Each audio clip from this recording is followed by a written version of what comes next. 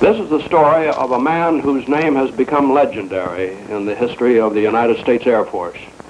Completely selfless, he devoted his life to the service he loved so well. His contributions in molding our nation's military air arm should never be forgotten. And it is to the memory of the grand old man of military aviation that this film is dedicated.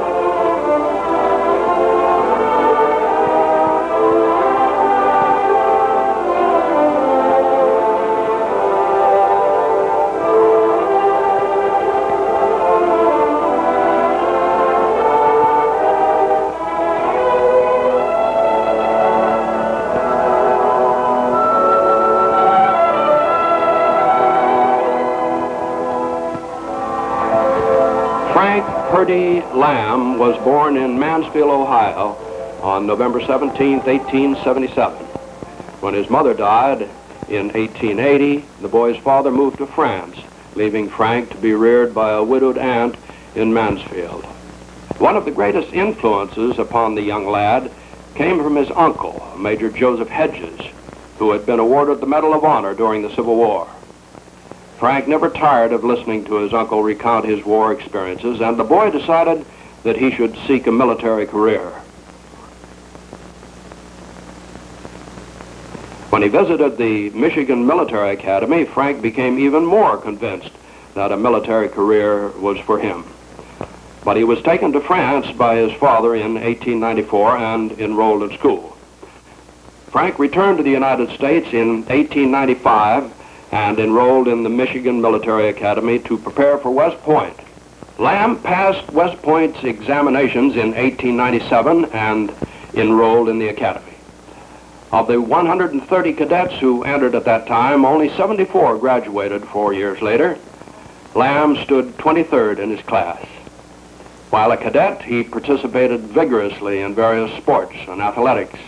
He not only played baseball and tennis, he did the high jump, the pole vault, and he made quarterback on his football team.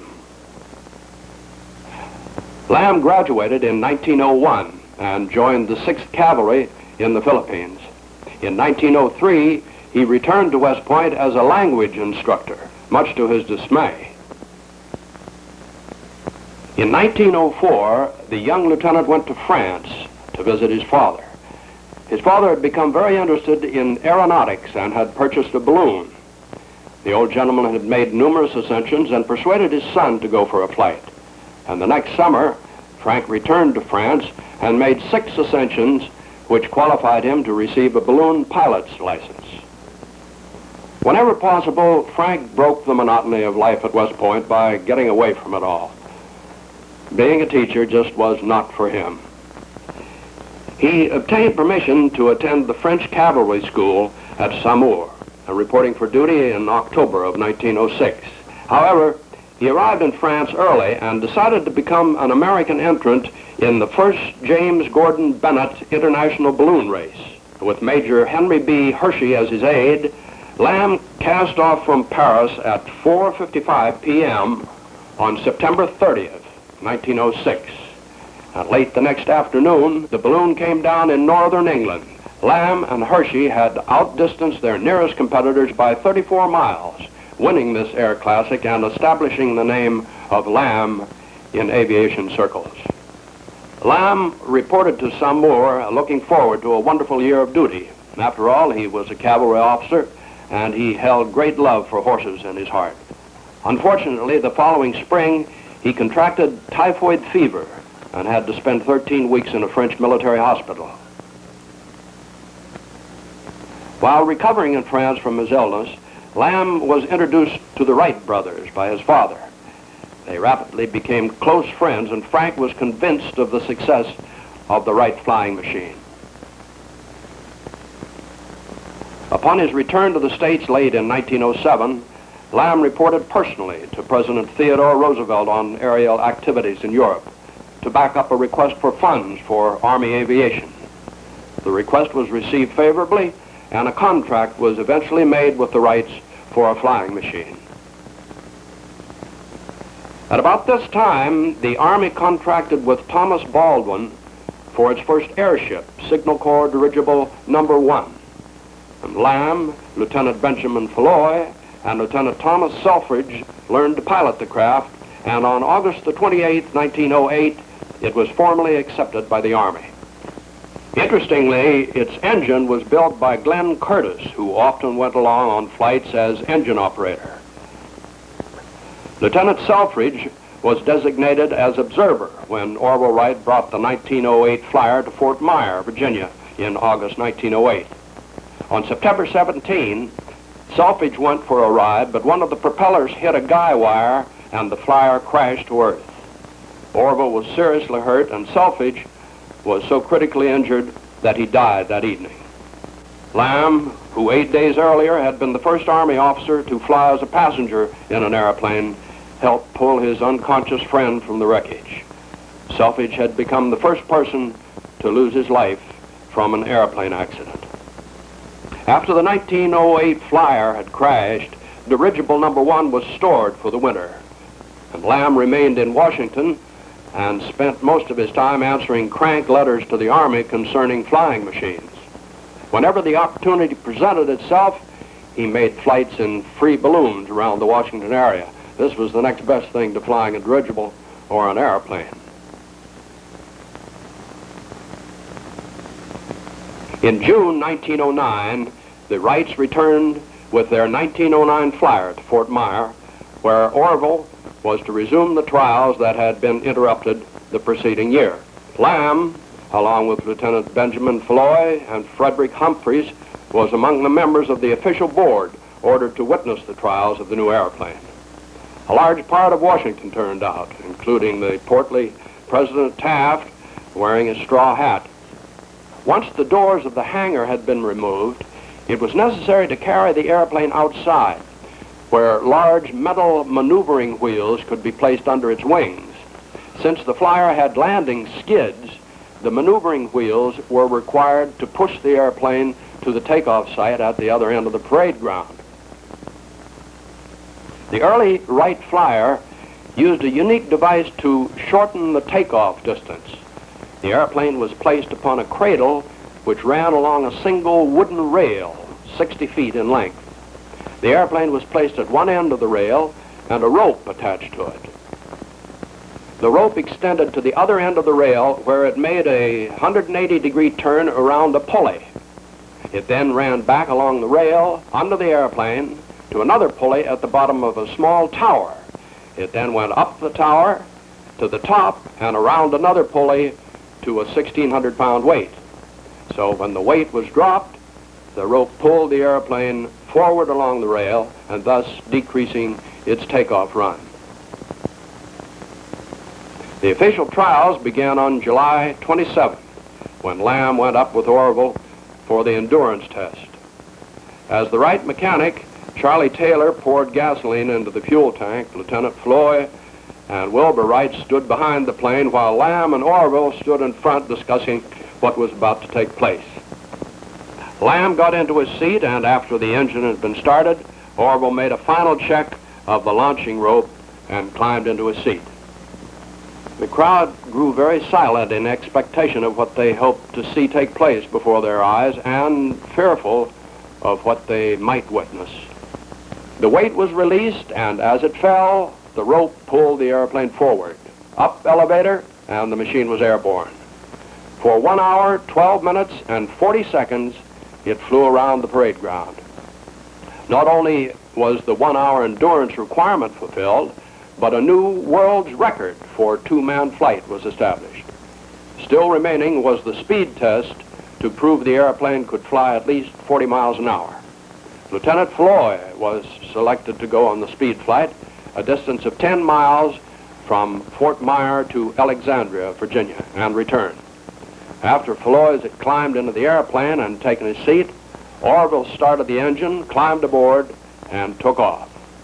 The average speed for the flight was 42.5 miles an hour.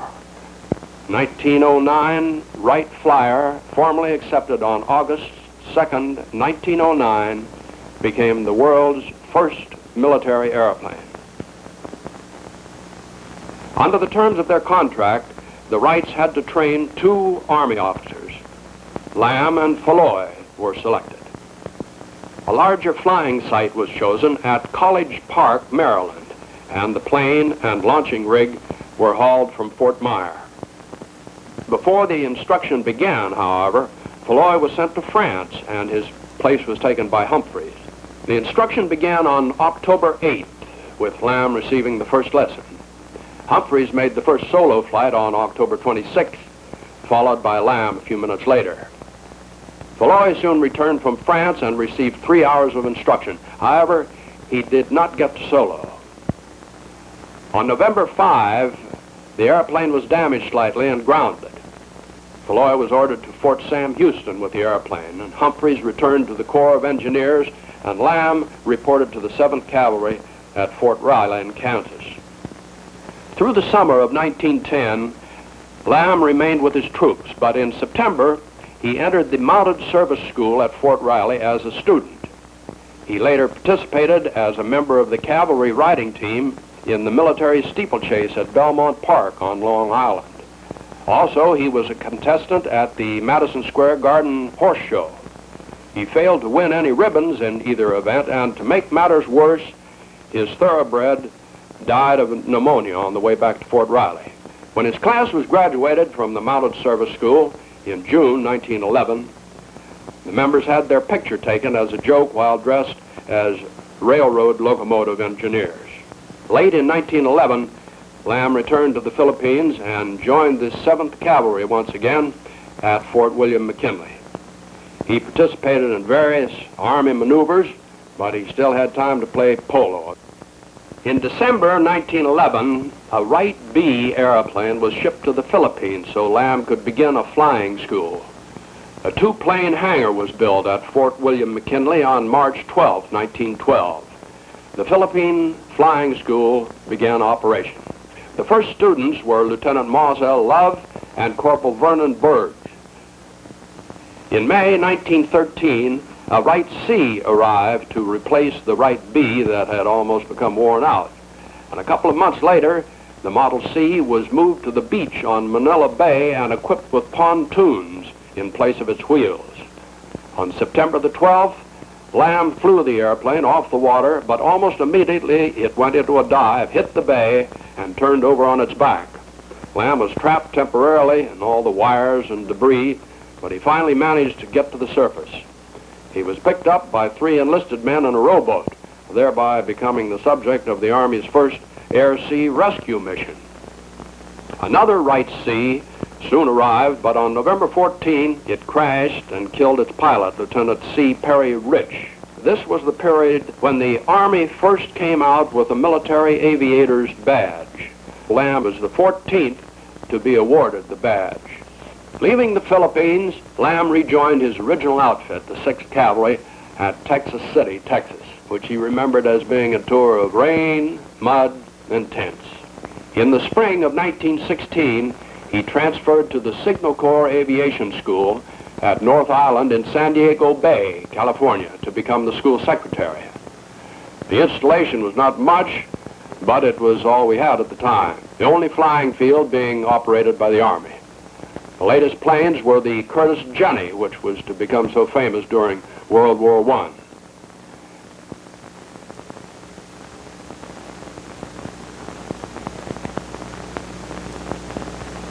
Fortunately, Lahm's duties were sufficiently light that he was able to get back into flying for the first time since returning from the Philippines. Late in 1916, the Army began expanding its training program, and Lahm was sent to Fort Omaha in Nebraska to take command of the Signal Corps Balloon School. But shortly after arriving, he had a leg broken when a polo pony fell on him. With the United States now at war with Germany, Lahm was laid up. And in July, however, he was given the opportunity of going on an inspection trip to Europe. He jumped at the chance, and on October 11th, 1917, he sailed from New York. After touring facilities in England, Lahm went to France and reported to British Army headquarters. He was assigned to the balloon headquarters of the 2nd British Army, where he began to learn the full potential of the military balloon in combat. He made actual ascensions during the Great Ypres drive. He was stalled high in the air when the winch motor malfunctioned and the balloon could not be lowered. Later, he reported to U.S. Air Service headquarters in Paris and was next sent to 6th French Army near Soissons to observe another major offensive. While at 3,000 feet altitude in an observation balloon, he was shelled by the Germans, who attempted to destroy the balloon by using time fuses. Later, he flew observer for General Billy Mitchell on an aerial reconnaissance along the front. When the Air Service of the 2nd American Army was formed in October 14, 1918, Lahm was selected to command it. The headquarters was located at Toul, while the flying units were located within a short drive of the city.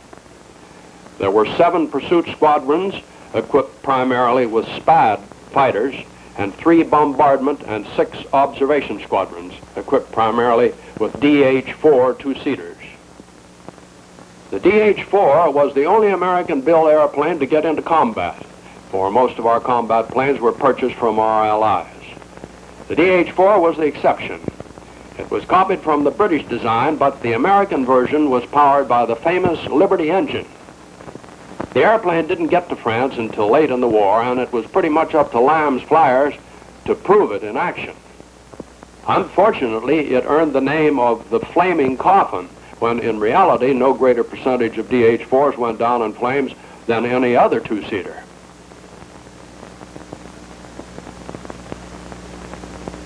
Whenever there was a lull in the battle, there was time to recognize the heroes still alive. Formal decoration ceremonies were held whenever possible, with the highest ranking general officer who was available making the presentation. When the men to be decorated were from his 2nd Army Air Service, Lahm was on hand to participate, his way of showing the pride he held for them and for what they had accomplished. On November the 11th, 1918, Germany surrendered to the Allies.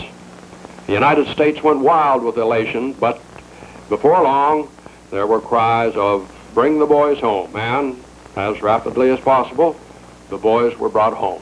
Lahm, however, stayed in France, and early in 1919, he paid tribute to one of America's fallen heroes.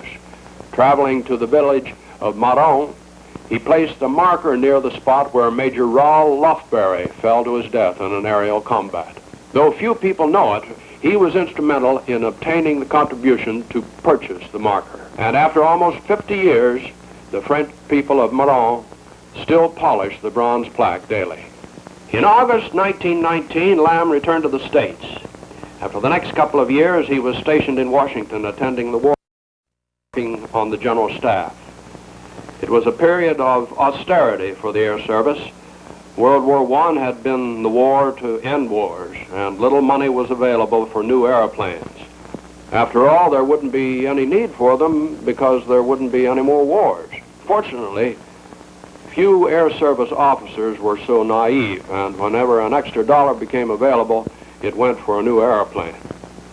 Lahm's next assignment was air officer of the 9th Corps area, with duty stationed in San Francisco.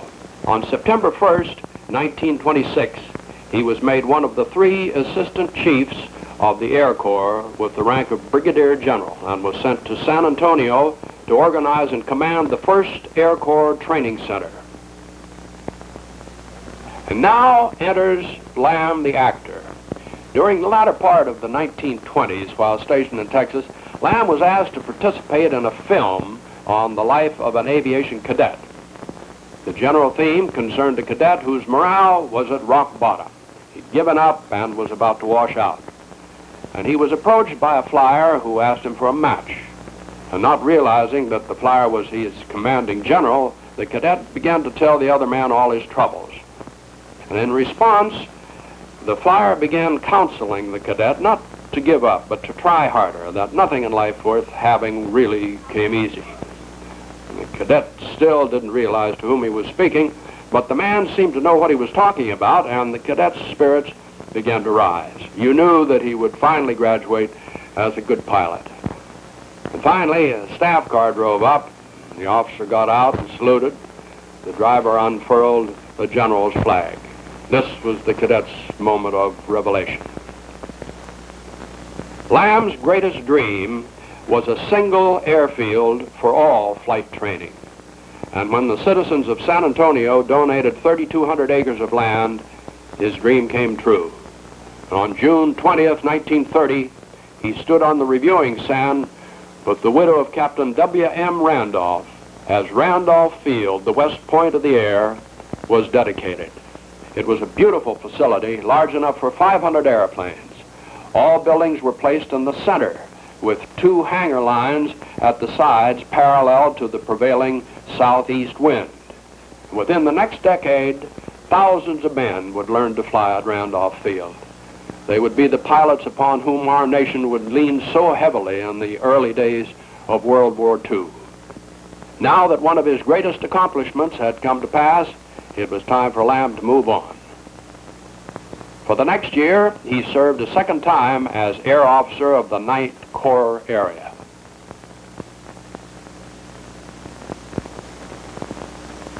Late in 1931, Lahm became Air Attaché to France, Spain, and Belgium.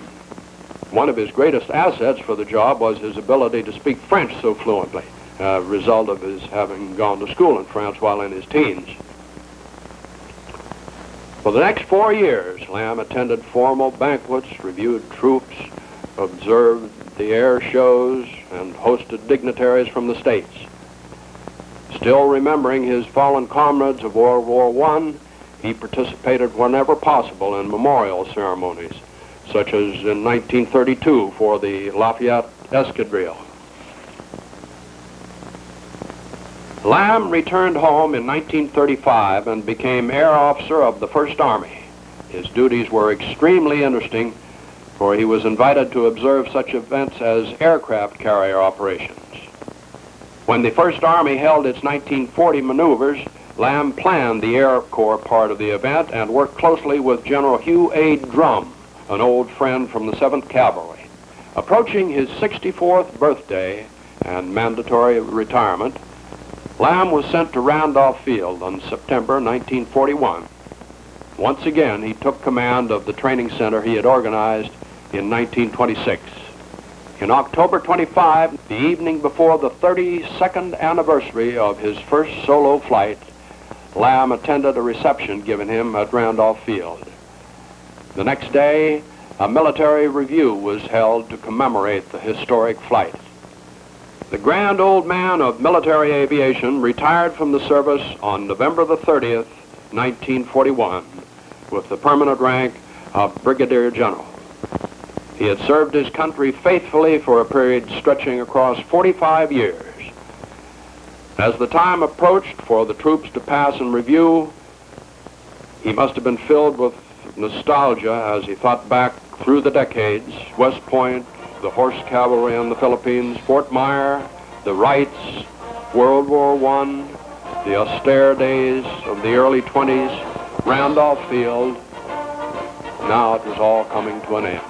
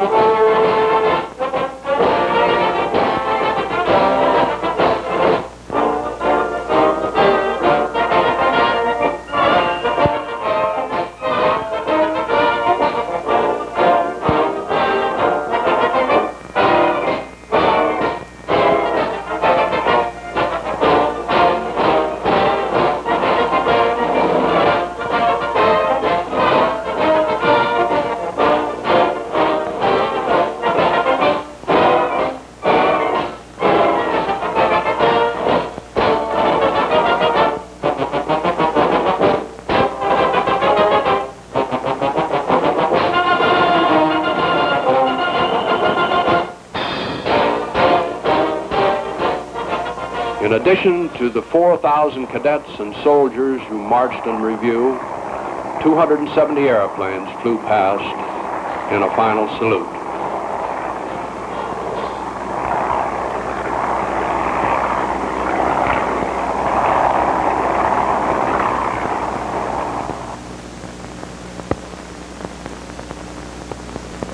Lieutenant General Walter Kruger was the first to bid a fond farewell, and next was Major General G.V. Strong, followed by Major General W.R. Weaver, Brigadier General Lee, Brigadier General Martin F. Scanlon, and Brigadier General C.L. Tinker.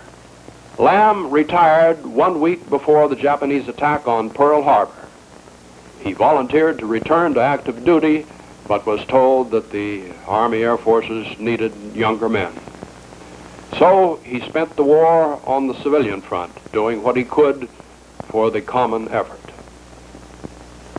Following the war, Lahm was often called upon to participate in commemorations of historic events, such as Kitty Hawk on December 17, 1949. He also was asked repeatedly to comment upon the early days, and one of the best was for a movie for United Aircraft Corporation entitled We Saw It Happen. After 4 long years of failing to recognize the right, finally in December of 1907, the Board of Ordnance and Fortification interviewed to Wilbur. At once, he inspired their confidence. This led to a contract in February of 1908 between the Wright brothers and the Signal Corps, in which they agreed to furnish an airplane that would fly 40 miles an hour, carry 2 persons, remain in the air for 1 hour, and, strange to relate, was to have some kind of a device by which, in case the motor stopped, it could be landed without crashing. In the summer of 1900... In September of 1956, Lahm was critically injured in an automobile accident.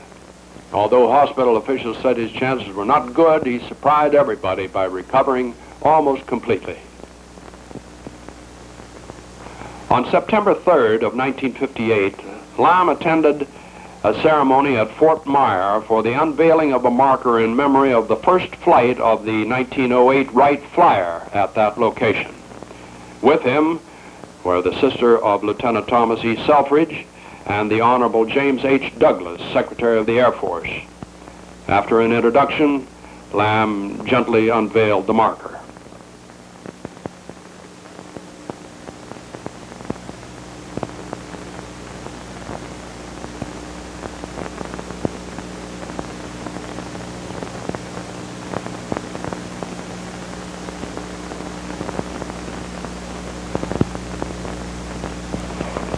And then he gave a short talk on those days of so long ago, recounting all the events that he still remembered so clearly. And the spectators stood in awe as they listened to the words come from his lips as he told of the Wright brothers and the Fort Myer tests, the Baldwin balloon, and the shocking death of Selfridge. There was also the unveiling of a plaque by the sister of Lieutenant Selfridge dedicated to his memory. It was located on one of the gate posts to Arlington National Cemetery. Lahm, unable to read what was written of his old friend, moved closer until the words came into focus. Your name, sir? Frank P. Lahm. Have you flown before? Yes, I've flown before.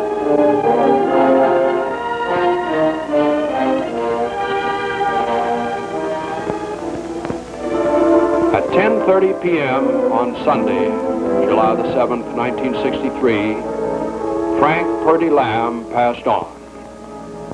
His remains were cremated and the ashes were sprinkled from an airplane over Randolph Air Force Base, the place he had loved so very, very much. Yes, General Lahm is gone, but his memory is still with us. He was a true patriot.